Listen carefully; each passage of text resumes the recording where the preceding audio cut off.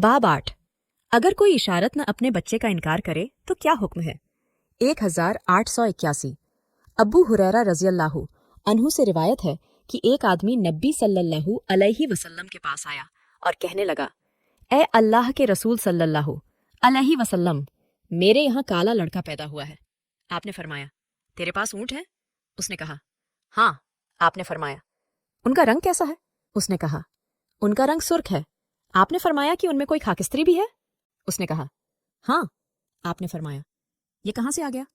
कहने लगा, शायद किसी रग ने यह रंग खींच लिया हो। आपने फरमाया, तेरे बेटे का रंग भी किसी रग ने खींच लिया होगा। फायदे मतलब यह है कि महज शक की वजह से बच्चे का इनकार करना अक्लमंदी नहीं है, जब तक ये बात पक्की न हो जाए। मसलन अपनी बीवी को जिनाकारी करते हुए देखा हो या दूसरे कारण मौजूद हों कि निकाह के बाद कुछ माह से पहले बच्चा पैदा हो गया हो। फतहुल बारी 5/130।